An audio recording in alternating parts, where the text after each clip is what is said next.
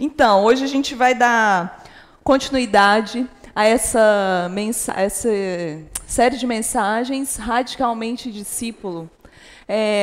Há 2 semanas atrás, o Fernando falou sobre a necessidade de Timóteo tomar postura diante daquela comunidade que estava se formando em Éfeso, né? Paulo está escrevendo essa carta para Timóteo. Interessante porque Paulo está preso lá em Roma e ele está ligado ao que Deus está fazendo lá em Éfeso. E ele, ao invés de murmurar, ele aproveitou aquela oportunidade ali que ele estava preso, né, sem fazer nada, e escreveu uma carta orientando o seu discípulo Timóteo a conduzir aquela comunidade. Na semana passada, Fernando falou um pouco sobre como conduzir os homens, né, algumas orientações para os homens, e hoje eu vou trazer algumas orientações para as mulheres.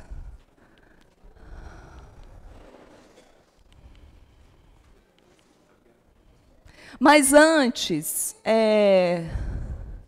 eu tenho uma coisa comigo assim, quando eu aprendo sobre um lugar, ou quando eu vou viajar para um lugar, eu gosto de entender onde que esse lugar está localizado. E isso é importante, por quê? Porque a gente vai entender como que aquele lugar ali, ele é influenciado pela cultura que está ao redor. Então a gente está falando sobre Éfeso e Éfeso está aqui, ó. A Grécia está aqui. Aqui tem a Itália e tal. Eu trouxe também uma imagem de hoje, porque às vezes a gente está lendo a Bíblia e vê nome de tanta cidade, nome de tanto lugar, e não consegue assim se localizar, né, muito bem. Então, Éfeso está mais ou menos aqui, ó, a 2.400 quilômetros de Jerusalém. A Grécia, Roma, Turquia, então Éfeso está mais ou menos aqui. Então, a gente está falando de uma sociedade que era extremamente marcada pela cultura grega e pela cultura romana. Aquelas pessoas ali, elas estavam mergulhadas nessa cultura. Éfeso é uma cidade muito importante na Bíblia. Ela é citada 22 vezes no Novo Testamento, enquanto Roma, por exemplo, é citada 11 vezes. Então, Éfeso é uma cidade portuária, né, tá lá. Tem um porto, tem uma efervescência cultural muito grande, ou seja, coisas, informações, pessoas chegam ali o tempo todo. É uma cidade que tinha muitas escolas de filosofia, escolas de magos, mas o centro dessa cidade da cultura estava no templo de Ártemis. Tudo que era feito ali naquela cidade passava pelo templo de Ártemis, as pessoas passavam por esse templo. Então, uma cultura muito marcada pela deusa Ártemis, né? E quem que era essa deusa Ártemis? Ártemis é essa deusa aqui, ó. Esse é o templo de Ártemis. Aqui é o que a gente tem hoje, mas esse era o templo. A deusa Ártemis, na mitologia grega, ela era filha de Júpiter e de Lutana. Diz que quando Lutana foi ter a Ártemis, ela teve muitas dores de parto, sofreu muito, e por isso Ártemis era a deusa da maternidade, a deusa da fertilidade. Por isso que é nesse contexto, gente, que Paulo está orientando a Timóteo. Antes da gente ler o texto, eu quero que vocês tenham esse contexto em mente, né, para a gente não ler o texto assim sem um contexto. É importante a gente ter isso em mente. E nessa sociedade, antes de eu entrar no texto, que é um texto exclusivo, direcionado para mulheres, eu quero falar sobre os 4 grupos de mulheres que a gente tinha em Éfeso. A gente tinha as judias. Quem eram as judias? As mulheres dos judeus, né? Lógico. Mas qual que era o seu papel na sociedade? Ter filhos e casar. Elas não podiam conversar uma com as outras nas ruas, elas eram proibidas de dar testemunho nos tribunais, elas não tinham o mesmo direito que os homens. A honra para essa mulher era ela ter filhos, tanto que a gente vê no Antigo Testamento que uma mulher estéril era como se fosse uma maldição. Então, a honra para essa mulher era ter filhos, e elas não tinham um papel importante na sinagoga. A gente também tinha as mulheres gregas. Assim como as judias, elas não recebiam ensino. Lembra que os meninos judeus, Fernando falou isso há algum tempo atrás, eles eram ensinados por um rabi, por um mestre. Isso é muito importante, lá na frente a gente vai entender. Eles eram ensinados por um mestre desde os 6 anos até os 13, 12, 13, eles já tinham o Antigo Testamento decorado na cabeça. Os meninos gregos também. Eles eram ensinados, só que com a base da filosofia grega, mas as meninas gregas não. Elas não tinham acesso ao ensino. E para vocês terem ideia do valor de uma mulher grega na sociedade, tem um ditado que ele falava assim: um nada e uma mulher grega são a mesma coisa. Ou seja, havia... Obrigada, essa florzinha é bonitinha, mas está incomodando aqui o meu negócio. Então, havia uma supervalorização dos homens na sociedade grega. Tínhamos também as prostitutas. Quem eram as prostitutas? Sacerdotisas de Ártemis. Elas ficavam ali no templo, por quê? Porque no templo, como que eram os rituais? Geralmente envolvia sexo. Então, elas estavam ali prontas para as orgias. Eram mulheres que ganhavam dinheiro, e esse dinheiro fazia a manutenção do templo de Ártemis. E também eram mulheres marcadas pela sua maneira de vestir. Ou seja, de longe você conseguia identificar uma mulher, uma prostituta de Ártemis, uma prostituta de Éfeso. Por quê? Elas usavam roupas extremamente chamativas, muitos ornamentos, muitas pérolas, muito ouro, muita maquiagem. Eram mulheres que se destacavam pela sua maneira de vestir. E a gente tinha as mulheres cristãs, que eram mulheres que estavam nesse contexto, mas que haviam experimentado a liberdade em Jesus. Elas estavam experimentando uma valorização que, na sociedade que elas viviam, era completamente zero. Eram mulheres que estavam experimentando essa liberdade e esse valor em Jesus. Agora a gente pode ir para o texto. Não sei se eu coloquei um slide. O título da nossa mensagem hoje são Mulheres Modestas.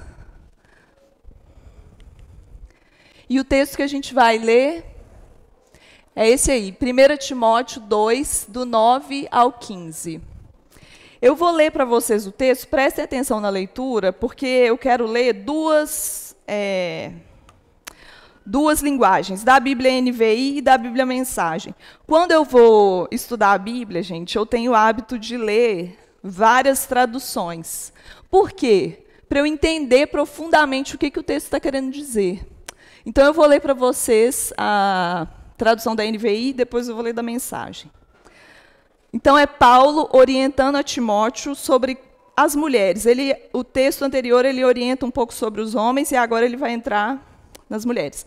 Da mesma forma, quero que as mulheres se vistam modestamente, com decência e discrição, não se adornando com tranças e com ouro, nem com pérolas ou com roupas caras, mas com boas obras, como convém a mulheres que declaram adorar a Deus. A mulher deve aprender em silêncio, com toda sujeição. Não permito que a mulher ensine, nem que tenha autoridade sobre o homem. Esteja, porém, em silêncio, porque primeiro foi formado Adão e depois Eva. E Adão não foi enganado, mas sim a mulher, que, tendo sido enganada, tornou-se transgressora. Entretanto, a mulher será salva dando luz a filhos, se elas permanecerem na fé, no amor, na santidade, com bom senso. Agora eu vou ler o mesmo texto, só que da Bíblia Mensagem, que tem uma linguagem mais adequada para os nossos dias. Quero também que as mulheres tenham sua participação, portando-se com humildade na presença de Deus, sem obsessão por ficar se enfeitando na frente do espelho ou correndo atrás da última moda, mas fazendo um belo trabalho para Deus, tornando-se belas dessa maneira. Não permito que as mulheres assumam o comando e digam aos homens o que fazer. Elas devem ficar quietas e obedientes como os demais. Adão foi feito primeiro, depois Eva. A mulher foi enganada primeiro, foi a pioneira no pecado. E Adão imediatamente depois. Mas o ato de dar à luz trouxe salvação, invertendo a situação de Eva. No entanto, a salvação vem apenas para os que perseveram na fé, no amor e na santidade. E isso os torna maduros. Tenha certeza disso. É um texto difícil de digerir. Talvez uma das orientações de Paulo mais difíceis da gente conseguir ler e engolir assim de primeira. Mas o meu convite hoje para vocês é que a gente olhe para esse texto com sabedoria, com maturidade, e que a gente consiga extrair dele o melhor que a gente poderia extrair para a gente hoje. Esse é o meu convite. Então, eu dividi em 3 partes esse texto aí meio longo que a gente leu. E a primeira parte que eu quero analisar com vocês é essa. Da mesma forma, quero que as mulheres se vistam modestamente, com decência e discrição, não se adornando com tranças e com ouro, nem com pérolas ou com roupas caras, mas com boas obras, como convém às mulheres que declaram adorar a Deus. A primeira coisa que a gente tem que se perguntar é a que grupo de mulheres que Paulo está dando essas orientações. Será que é para todas as mulheres de Éfeso, para todos aqueles grupos de mulheres que eu falei anteriormente? Não, Paulo está dando essa orientação para as mulheres que declaram adorar a Deus. Então, hoje, eu estou falando também para essas mulheres.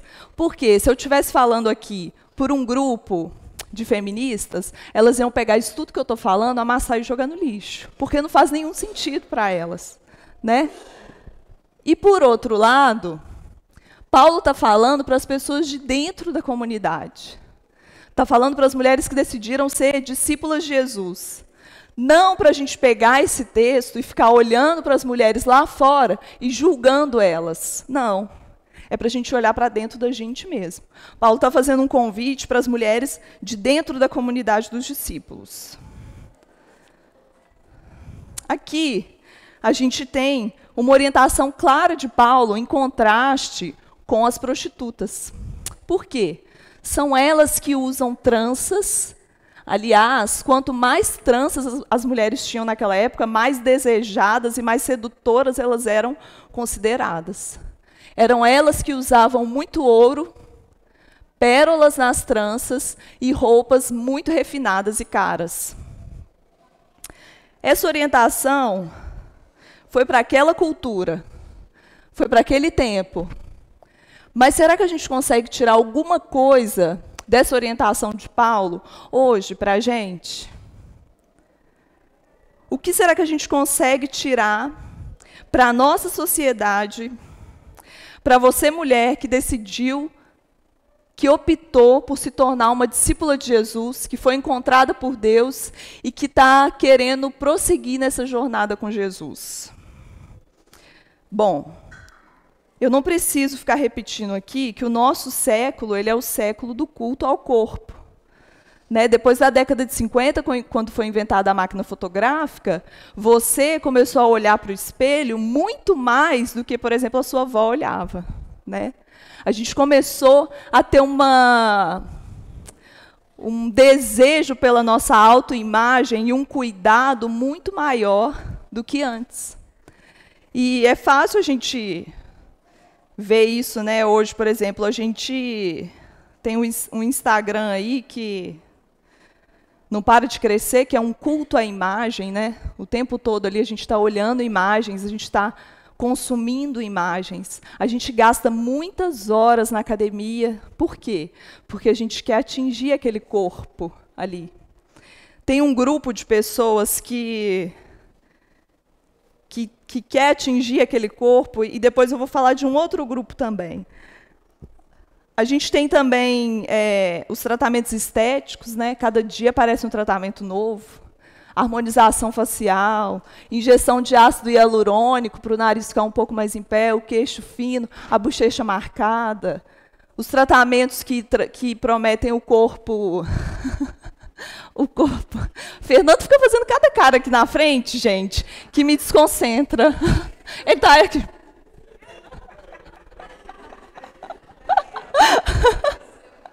Isso, seja modesto, passe-se desapercebido. Mas a gente tem, então, os tratamentos estéticos, cada dia tem um tratamento novo, cada dia a gente tem os botox, como eu falei, a harmonização facial, essas pessoas que são viciadas em academia, mas isso está numa ponta. Na outra ponta, a gente tem um outro grupo de mulheres que fala o quê? Meu corpo, minhas regras. Ou seja, eu faço do meu corpo o que eu quiser. Eu ofereço meu corpo da maneira que eu quero. Eu defino as regras para o meu corpo. Então, a gente tem esses dois grupos na nossa sociedade. E aí, como discípula de Jesus, que grupo desse... Qual caminho que a gente vai tomar? Qual caminho que a gente vai fazer parte? Será que a gente vai entrar na busca pelo corpo perfeito, na busca por aquele corpo daquelas mulheres do Instagram, aquele estilo, eu quero ter isso, eu quero ter aquilo, eu quero fazer essa viagem, eu quero consumir isso, eu quero parecer com essa mulher? Ou eu vou seguir o caminho do meu corpo, minhas regras, eu faço o que eu quiser, eu uso a roupa que eu quiser, eu sou essa daqui, me encarem do jeito que eu sou? Bom, Paulo está falando uma coisa para a gente não se adornar com isso que a sociedade está oferecendo para a gente. Ele está dando um conselho e uma orientação clara para Timóteo, orientar as mulheres daquele tempo, para que a gente se vista com boas obras, como convém a mulheres que declaram adorar a Deus. O desafio que Paulo coloca para nós é para a gente não se perder nisso, não se perder nesse consumo, não se perder nesse desejo de ser parecida com uma mulher que, na verdade, não tem nada a ver com isso ali que ele está falando. Uma mulher que está sendo desejada por outros, uma mulher que está recebendo várias curtidas ali na foto, porque ela está sempre oferecendo algo para os outros. Paulo está querendo trazer a gente para que a gente se vista de sabedoria, para que a gente não se perca em comprar roupas caras, em grifes, mas também, por outro lado, que a gente não se perca em buscar conhecimento, graduação, pós-graduação, MBA, porque tem esse grupo de mulher também, né? Tem aquela mulher que ela se declara assim, eu não caio nessa história do consumo, não, mas ela cai em outra armadilha. Que é na armadilha, vocês devem conhecer mulheres que não conseguem parar de estudar, que faz uma graduação, faz um mestrado, faz um doutorado, faz um MBA, faz um curso de inglês, faz um outro curso de aperfeiçoamento, e ela vai se perdendo ali. Porque ela também quer chegar num lugar que é praticamente inalcançável, mas que é vendido em Éfeso, que é vendido para nós aqui. Seja esse tipo de mulher, são essas mulheres que são desejadas. Tenha muitas tranças, é esse tipo de ornamento que os homens procuram. Mas Paulo está falando, não, se você é uma mulher que declara adorar a Deus, se vista com boas obras. Não se renda a isso. E essa, gente, a gente não tem um templo de Artemis aqui, mas talvez essa seja a Artemis do nosso tempo. O consumo de moda, estética e esse consumo por conhecimento. A nossa sociedade, se você observar, ela gira em torno disso. A última moda, a última tendência, o último curso. Quando que você fez seu último curso, né? No currículo da gente é assim.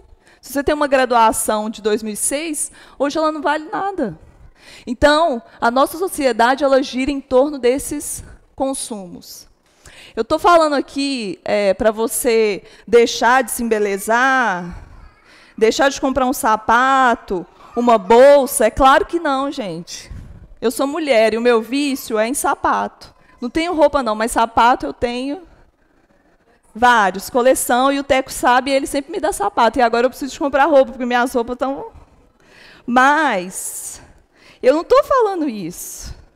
Eu sei que quando a gente se arruma, quando a gente se maqueia, quando a gente vai no salão e faz uma escova, porque o cabelo está todo esquisito, eu sei que isso faz bem para a gente. O que eu estou querendo lembrar e alertar vocês é para que vocês não se percam nisso. Não se rendam a isso, porque isso é correr atrás do vento. E isso é uma coisa que está prendendo a sua atenção, quando, na verdade, você poderia estar se vestindo de boas obras. Você poderia estar atento a outras coisas muito mais importantes. E é isso que Paulo está lembrando a Timóteo, e eu estou relembrando vocês aqui hoje. Então, solteiras, vocês têm que se arrumar. Vocês têm que se embelezar. Vocês têm que ficar bonitas. Mas não coloque isso como uma prioridade e não se coloque como um produto na prateleira, para que o homem te escolha ali, dentre todas essas eu vou querer essa daqui. Então, solteiras, se embelezem, mas não se ofereçam, não caia nessa história de meu corpo, minhas regras, eu defino os meus valores, porque assim, eu acho que mais do que o consumo, tem uma tendência para o consumo, mas o que vai nortear as próximas gerações, as mães aí das meninas de 12, 13 anos, é essa geração do meu corpo, minhas regras, né? Eu faço o que eu quiser, eu posso ser quem eu quiser, eu posso usar a roupa que eu quiser. E se o homem vier me tocar, ele não pode me tocar, mesmo que eu esteja com um short bem curto, um top, mesmo que as minhas fotos no Instagram chamem ele para isso, se ele vier fazer até um elogio, alguma coisa, ele vai estar errado, né? Meu corpo, minhas regras. Até no carnaval elas estavam carimbando, né? O corpo é meu, não toque. Propriedade, não sei o quê. Então, assim, eu não estou dizendo para você não se arrumar, né? Eu não estou dizendo para você não se embelezar solteira, mas não vire um produto na prateleira. Não coloque isso como uma regra, uma ordem na sua vida. E as casadas também.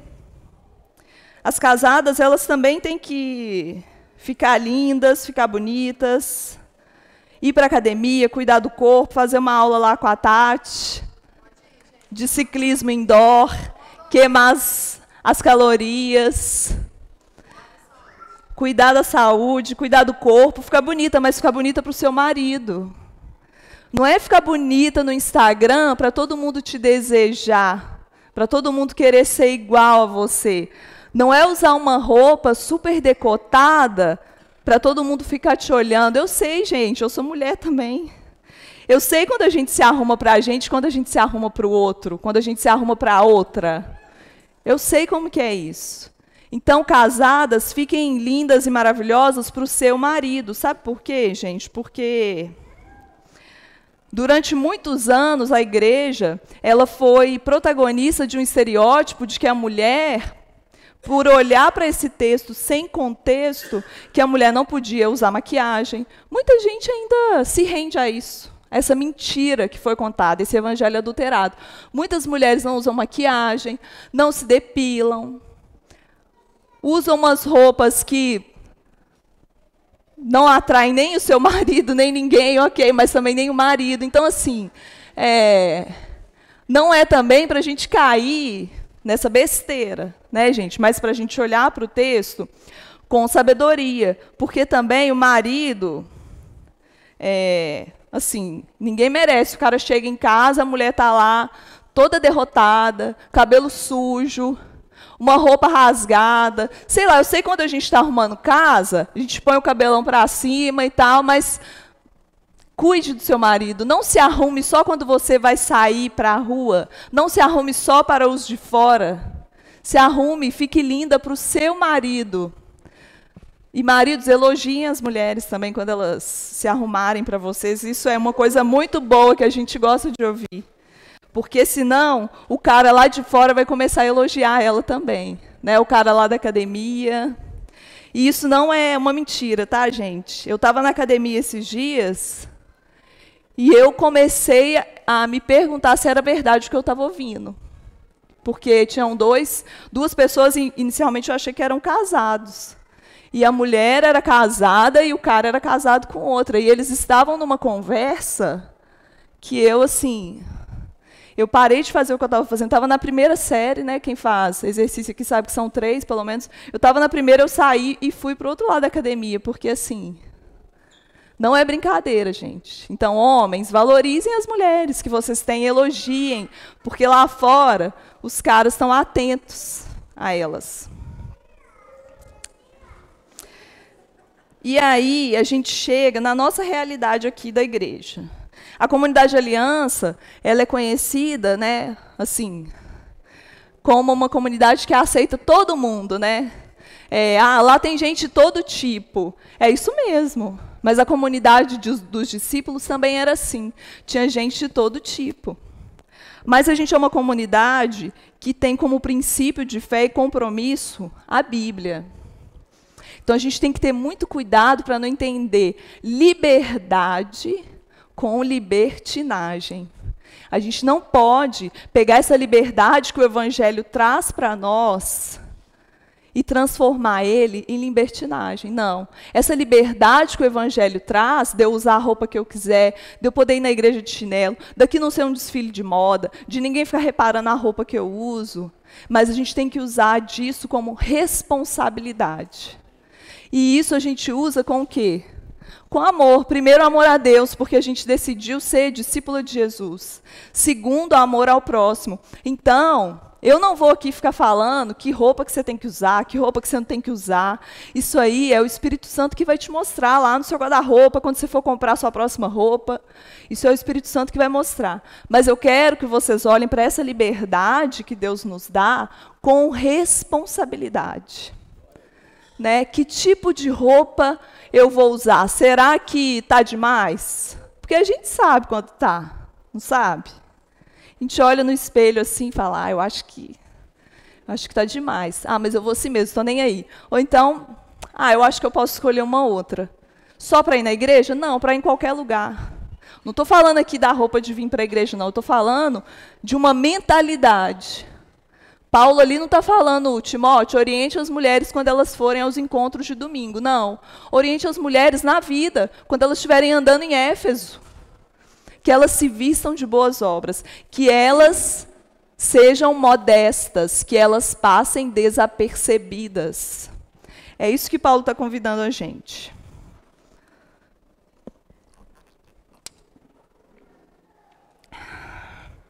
Vamos para a segunda parte do texto.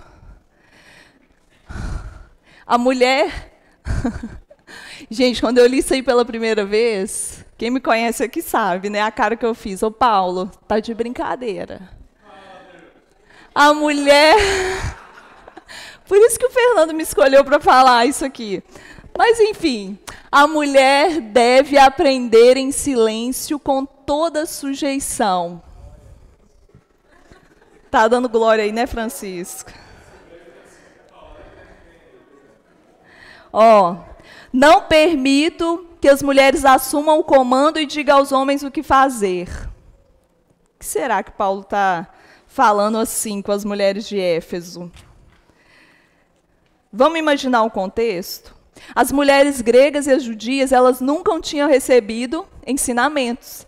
Elas não estavam adaptadas e acostumadas, como os meninos judeus, a aprender com um mestre. Então, o menino judeu, o que acontecia? Ele acompanhava o seu rabi, o seu mestre, aonde ele ia, o menino acompanhava, em silêncio. Ele observava o que o cara falava, ele observava as atitudes. E as meninas judias e as gregas, por quê?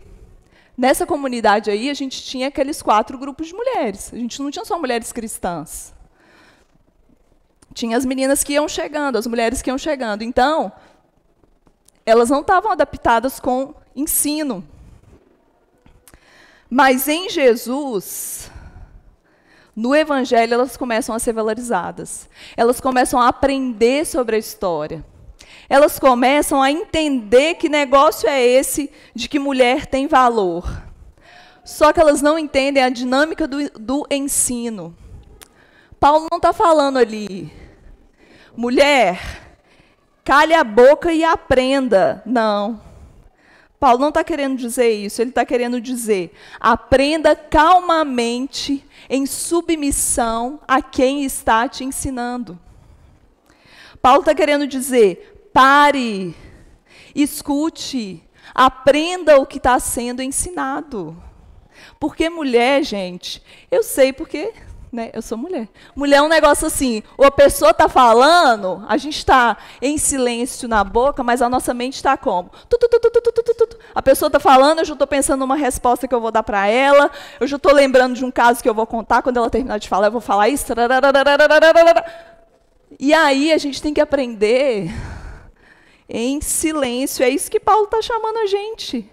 Aprendam em silêncio, aprendam a ouvir, aquietem a mente de vocês. Por que Paulo está dando essa orientação para Timóteo? Ele era um jovem pastor. E as mulheres, facilmente, elas conseguem dominar os homens. É ou não é? Mas Paulo está falando, mulheres, aprendam em silêncio, escutem os mestres. Por quê? Porque naquela época eram os homens que detinham conhecimento do evangelho. Eram eles que iriam ensinar para as mulheres. Então elas tinham que aprender em silêncio, na mente, no coração e nas palavras, e ouvir aquele ensino com sujeição, com atenção, calmamente. É porque tem uma corrente aí que fala que as mulheres não podiam ensinar, enfim, mas assim, é um pouco incoerente, porque, por exemplo, quando Jesus ele ressuscitou, a primeira pessoa que recebeu a mensagem foi uma mulher, ela recebeu essa responsabilidade. Vai, conte os outros, eu ressuscitei, conte a boa notícia para os outros. Então, não quer dizer que as mulheres não podem ensinar, quer dizer que no lendário grego, na sociedade judaica, na sociedade de Éfeso, as mulheres não tinham nenhum valor. Mas Paulo está falando ali, a mulher deve aprender. Gente, isso aí, esse deve aprender, é um sinal de valorização feminina que o Evangelho traz para nós. Porque nunca a mulher ouviu isso. Eu devo aprender. Eu devo entender, eu devo estudar sobre a Torá, sobre o Evangelho. Paulo está valorizando a mulher quando ele fala, a mulher deve aprender. Mas como? Em silêncio. Silêncio de mente e silêncio de coração. Então, quando a gente lê com contexto, a gente fica de boa com Paulo, não fica? Eu fiquei depois.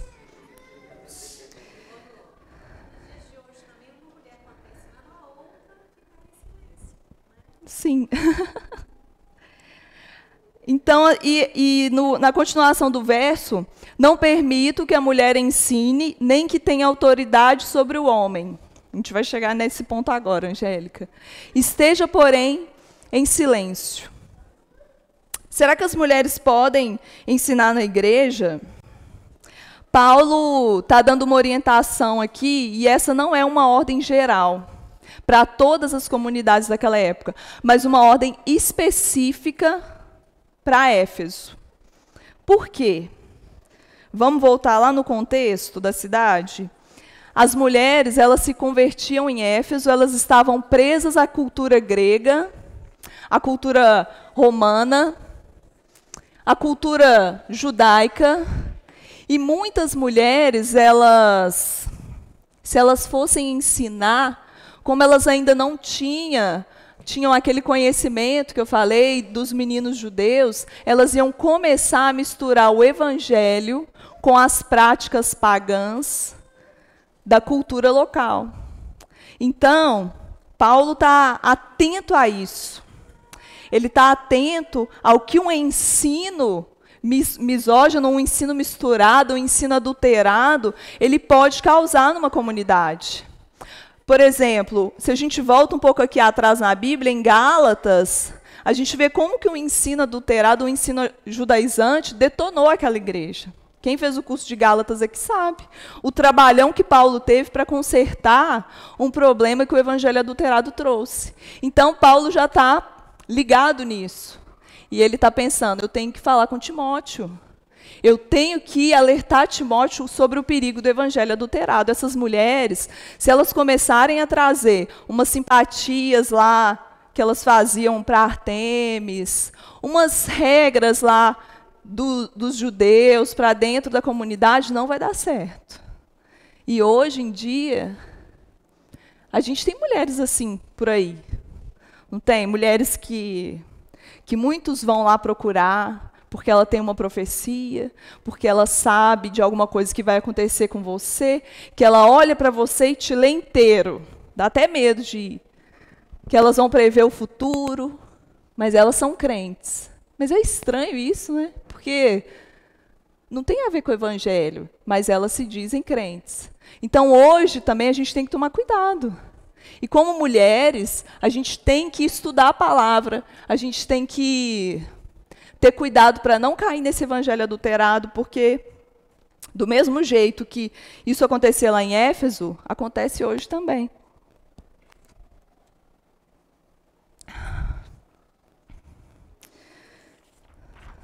Na Bíblia, a gente tem várias mulheres ensinando. Né? Em Juízes, a gente tem Débora, que era uma mulher que ensinava embaixo da árvore. Em Atos, a gente tem Priscila e Áquila. E o interessante é que Priscila sempre vem à frente do nome de Áquila. Então, ela era uma mulher relevante na vida daquela comunidade. A gente tem também, em Colossenses, Paulo ensinando para que as pessoas ensinem uns aos outros, sem distinção de gênero. Então, Paulo não está proibindo a mulher de ensinar. Ele está colocando isso para essa cultura, para essa sociedade, para essa comunidade de Éfeso. Então, a gente tem que estar atento a isso, né? E hoje aqui também na Aliança é uma clara evidência disso. Eu estou aqui ensinando para vocês. Às segundas-feiras eu dou o drama aqui, para quem quiser aprender um pouco mais sobre a história bíblica. Mas a gente tem que, mulheres, a gente tem que colocar o ensino da palavra como uma prioridade na nossa vida, sabe? Ai, esqueci a palavra. Tati, o livro que você coloca lá todo dia. A jornada, mas o que é? Devocionar. O devocional, gente, como uma prioridade na nossa vida. Por quê? Para a gente não ser enganada pelo evangelho adulterado. Só tem esse caminho. Né? Às vezes as igrejas aí se perdem muito assim, será que uma mulher pode ser pastora? Será que ela pode ser líder? Será que é isso? Será que é aquilo? Se você for no YouTube, tem 1 milhão de discussão lá. Eu não sei, mas se estiver pregando o evangelho genuíno, pode ser homem, pode ser mulher, pode ser adolescente. Esse tem que ser o nosso crivo. Mas como que a gente vai saber se o evangelho é genuíno ou é adulterado? Estudando a Bíblia. Só tem esse caminho. Então, assim, eu sei que mulher, nós somos sobrecarregadas. Por quê? Tem que colocar um menino, arrumar um menino para levar para a escola, tem que pensar na lista das coisas que tem que comprar, tem que organizar a casa, vai vir uma visita, o marido só chama, mas não pensa em nada, se a geladeira está cheia, está vazia. Eu sei que tudo cai nas costas da mulher aqui, gente. Eu sei que tem muitas demandas. Tem as demandas emocionais, mas o estudo da palavra tem que ser uma prioridade na nossa vida. O seu momento com Deus, ele tem que ser uma prioridade. Tem uma história de uma mulher, que agora eu não vou lembrar de onde que ela é, mas enfim, que o momento dela, depois que ela fez tudo, fez o almoço, colocou a comida para as crianças, ela pegava o avental e cobria o rosto. E aquele momento ali, os filhos já sabiam que era o momento em que ela estava tendo o momento dela com Deus. Por quê? Os meninos eram pequenos, não podia largar os meninos para lá. Tinha que dar comida para eles, então, no momento que eles estavam comendo ali, ela aproveitava, agora é a hora. E ela se encontrava com Deus ali. Eu não sei qual que vai ser o seu momento. Não sei se você vai ter que acordar às 5 horas da manhã, se não vai precisar disso, mas se seu filho vai para a escola, ou se você chega um pouquinho mais cedo para buscar ele, meia hora que você está ali no carro, em vez de ficar perdendo tempo, gente, a gente perde muito tempo no WhatsApp e no Instagram. E eu trabalho com isso, e sim, é uma coisa que eu lamento muito eu ter que ficar ali, mas é o meu trabalho. Mas, assim, em vez de a gente ficar perdendo tempo ali no WhatsApp, no Instagram, pega a sua Bíblia, pega o seu devocionário, tem a jornada ali, e lê. Isso vai servir, assim, para você nos tempos de angústia, nos tempos de dor, nos tempos em que você tiver que aconselhar uma outra pessoa, coloque a palavra, o estudo da palavra como uma prioridade na sua vida. Vamos continuar. Adão foi feito primeiro, depois Eva. Paulo está relembrando o início da criação. Por quê? Porque ele quer colocar o homem sobre a mulher? Porque ele está sendo machista? Não. Porque a sociedade em Éfeso ela era lotada de contos gnósticos que colocavam a mulher no centro. Por quê? Para justificar o templo de Ártemis. Então, Paulo precisa de relembrar Timóteo, conte para a sua comunidade sobre a criação, porque senão eles vão cair no conto lá de fora. Eles vão cair nas histórias que estão sendo contadas para eles lá fora. Então, Paulo está relembrando ali Timóteo sobre a origem da humanidade, que ensinavam sobre a criação. Paulo está relembrando também sobre a importância dos papéis dos homens e das mulheres no reino de Deus. Desde a criação. Mais para frente, se você continuar lendo o livro de Timóteo, ele vai dar orientações mais claras para homens e para as mulheres, o papel de cada um. Mas nesse verso aí, Paulo está querendo relembrar sobre o início das coisas, para as pessoas não se perderem naquela cultura. E hoje também, gente, só antes de passar para o próximo ponto, os papéis dos homens e das mulheres precisam de ficar muito claro para nós. Porque alguém contou aí, e as mulheres acreditaram, de que a gente tinha que dar conta de tudo sozinha. E a gente acreditou nisso. E hoje, o que a gente tem? Mulheres sobrecarregadas, cansadas, exaustas. Pensa aí no relato das suas amigas quando vocês encontram. E aí, como é que você está? Nossa, estou cansado, estou estourado. Nossa. Por quê? Porque elas assumiram tudo e os homens ficaram omissos. E a gente precisa de ser relembrado do papel da mulher e do papel do homem nessa sociedade, para que a gente não caia nesse engano e seja enganada como Eva foi. A mulher foi enganada primeiro, e Adão, imediatamente depois. Eva fechou os ouvidos para Deus e abriu o ouvido para a serpente. Quando ela foi enganada, ela não foi enganada porque ela quis. Ela tomou uma decisão autônoma, sim, mas ela fechou os ouvidos para Deus. Ela esqueceu o que Deus tinha falado. E ela deu ouvido para a serpente. Isso geralmente acontece quando a gente está desconectado de Deus.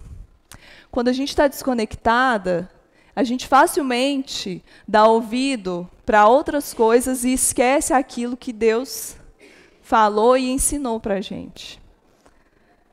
Então, a serpente, ela falou com a mulher. Mas com o homem, quem falou com o homem? A mulher. Se a gente for parar para pensar, o homem, ele foi derrotado por um poder menor. Por isso que para essa sociedade de Éfeso, essencialmente machista, a mulher é maldita. Por quê? Os gregos aprenderam que Pandora abriu a caixa e liberou a maldade. Eva cometeu o pecado primeiro e ela é maldita. Então, essa sociedade machista, Eva tinha uma desvalorização recorrente. Quando eles foram expulsos do jardim, Adão saiu culpando Eva e Eva saiu culpando Adão. Eles se esqueceram do que Deus tinha falado. As mulheres em Éfeso, elas lutavam pelo controle. Do lado de fora do templo de Ártemis, tinham os homens comandando tudo. Lá dentro, as sacerdotisas organizavam tudo. Hoje, a gente vive numa luta com os homens. A gente quer dominar todos os lugares. A gente quer ganhar o mesmo tanto, mesmo que já ganhe, mas tem esse discurso aí fora. A gente quer dominar tudo, a gente quer ser igual ao homem. Porque a gente esqueceu do que Deus contou para nós.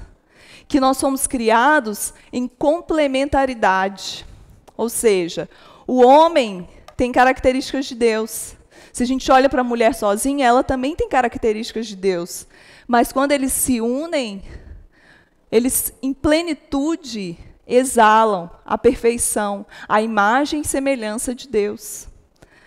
Então a gente tem que pensar que não é uma luta, é uma complementaridade.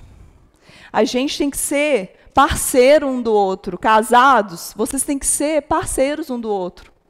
Não tem uma lista de tarefas que é da mulher e uma lista de tarefas que é do homem. Não, vocês estão juntos nisso. E juntos, sem brigar, juntos vocês vão exalar a plenitude. A plenitude é a imagem e semelhança de Deus.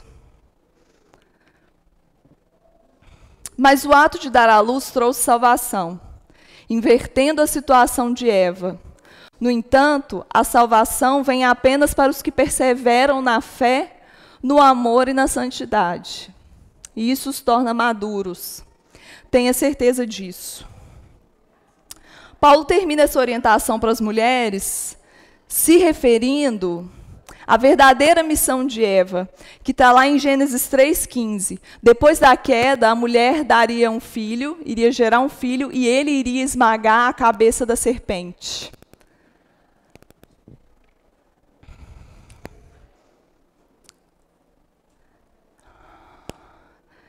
Paulo não está falando aqui, uma coisa precisa ficar clara, que as mulheres, sendo mães, elas vão ser salvas. A gente já sabe que a salvação ela não vem por atos próprios nossos. A salvação é um presente de Deus.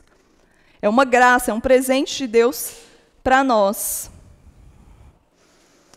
Então, Paulo está dizendo de que a justiça de Deus, ela veio acompanhada de graça. A mulher foi enganada primeiro, foi. Mas é dela que veio o Salvador. Nesse momento, Jesus resgata o valor da mulher. A mulher judia, que não tinha nenhum valor mais, porque ela foi colocada como maldita por causa de Eva, Jesus vem e resgata o valor da mulher. Jesus vem e mostra para aquelas pessoas ali, daquela comunidade de Éfeso, e para nós hoje, de que a mulher ela tem valor, sim. Se a gente traz esse ensino para hoje, significa que todas nós aqui temos que ter filhos e mais filhos o tempo todo? Não, não é isso. Vamos olhar para o texto com sabedoria. A maternidade é uma bênção de Deus. E quem experimenta isso pode dizer, é maravilhoso. Mas o que Paulo está chamando a gente é, mulheres, sejam férteis nos ambientes que vocês estão. Responsabilidade de todas, solteiras, casadas, meninas novas, mulheres mais maduras, sejam férteis no ambiente em que vocês estão. Solteiras, cresçam na palavra, aprendam, se dediquem a estudar a Bíblia, sabe por quê? Para quando aquela sua amiga vier pedir um conselho, você ter uma palavra real para ela. Não um conselho vazio que ela vai achar no salão de beleza, no grupo do WhatsApp, qualquer lugar. Não, dê um conselho que vai de encontro ao coração dela. Estudem a palavra. Mulheres, cuidem umas das outras. Casadas, aconselhem as solteiras. Às vezes, a pessoa nem está pedindo um conselho, mas lá no grupo do WhatsApp, ela manda uma coisa, você vê que fulano está com problema. Ela põe um negócio no status, meio de depressão, meio de tristeza, sei lá. Mulher é assim, gente. Sente um negócio e quer colocar para fora. Não aguenta ficar guardando. Às vezes até guarda, mas põe lá no status do WhatsApp, e a gente tem que estar atenta a isso. A gente não tem que ficar enchendo os grupos de bom dia, boa tarde, boa noite. Vamos ser mulheres sábias. Também nem carregar o grupo de versículo o dia inteiro, não. Vamos ser mulheres sábias. Vamos andar carregadas de boas obras e colocar as mensagens naquele momento ali que ela precisa de ser colocada. Vamos estar atenta a isso. Vamos semear a palavra de Deus. Porque no momento que a mulher entende, gente, o seu poder e como usar, ela consegue tudo o que ela quer. E se a gente estiver conectada em Deus, a gente vai conseguir fazer a vontade de Deus em todos os ambientes que a gente estiver. Não vai ser a nossa vontade. Não vai ser o nosso imperativo. Mas vai ser a vontade de Deus em todos os ambientes. Porque a gente consegue colocar as coisas no lugar. Não é só as coisas em casa, não. Não é só as roupas, os móveis, os trem que estão espalhados pelo chão, não. A gente consegue colocar o coração do filho no lugar, quando ele está aflito. A mãe sabe, só de olhar para o menino, a mãe já sabe. Ela consegue colocar a mente do marido, que está conturbada, que está perdida, que está presa ali em várias coisas. A mulher, ela consegue, mas ela tem que estar conectada a Deus. Ela tem que estar atenta. A mulher com lucidez, com bom senso, com sabedoria, ela edifica a casa. O homem, ele constrói a casa. A mulher constrói o lar. Não é assim? A mulher prepara o ambiente. E a gente tem que colocar isso em prática. Porque a gente está esquecendo disso, porque a gente está acreditando muito em coisas que Artemis está contando para nós lá fora. E a gente está invertendo os papéis.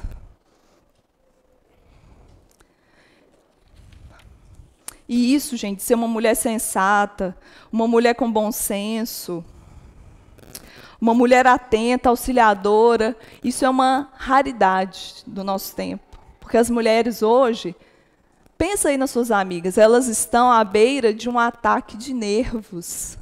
Não é assim? Se você vai no salão toda semana, sei lá.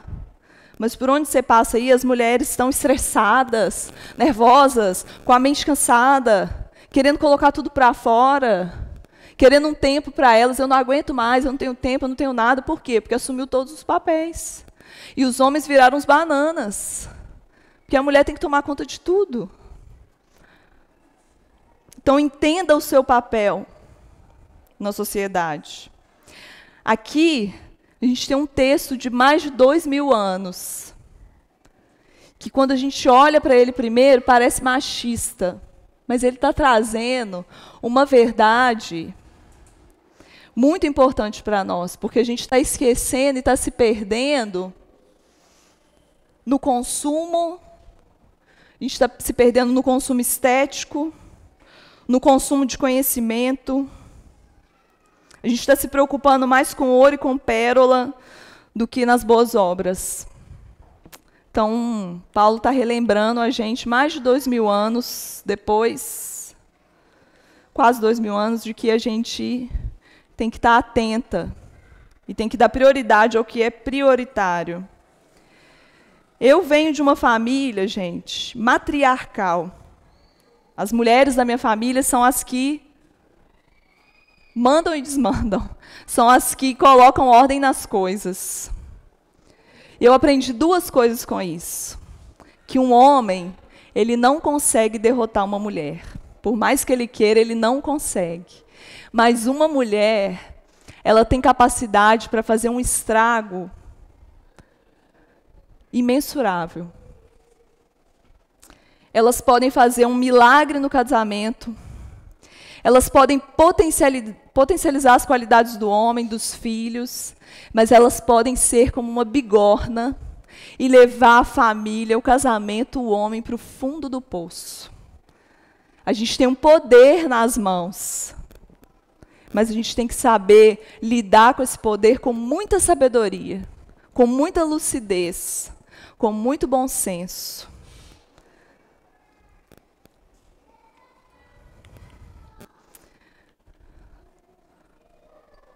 Como você tem se ornado? Com ouro, com pérolas, com tranças. Quando as pessoas pensam em você, qual que é a primeira lembrança delas? Será que é o seu cabelo bonito? Seu corpo? Será que elas te reconhecem pelas boas obras? Pensa aí no seu coração, pensa isso durante a semana. Como você tem se ornado?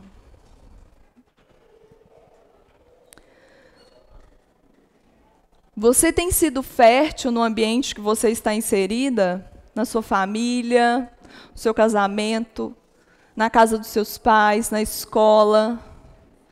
Você tem sido fértil ou você tem sido uma mulher bigorna, que leva as pessoas para o fundo do poço?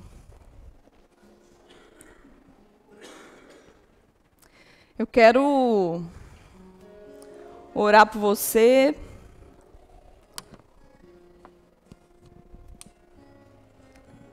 me incluir nessa oração porque antes de eu pregar para vocês aqui, eu fiquei pregando para mim a semana inteira. A semana inteira não, desde quando o Fernando me deu essa responsabilidade, não é um privilégio, é uma responsabilidade, eu preguei muito para mim. Então eu quero orar para vocês e por mim aqui ao mesmo tempo. E quero que vocês se lembrem disso. Nós temos o poder nas nossas mãos, mas a gente tem que lidar com ele com muita sabedoria, para que a gente potencialize as qualidades do nosso marido, dos nossos pais, irmãos, tios, filhos, para que a gente seja mulheres que sejam mulheres auxiliadoras, conectadas às coisas que estão acontecendo, que a gente esteja atenta à realidade. Mas a gente só consegue isso se a gente estiver conectada a Deus. Jesus, a fonte dele de poder, não era o dinheiro, não era o consumo, não era a imagem dele, era a oração. Jesus buscava poder na oração. Ele se conectava com Deus e com o Espírito Santo na oração.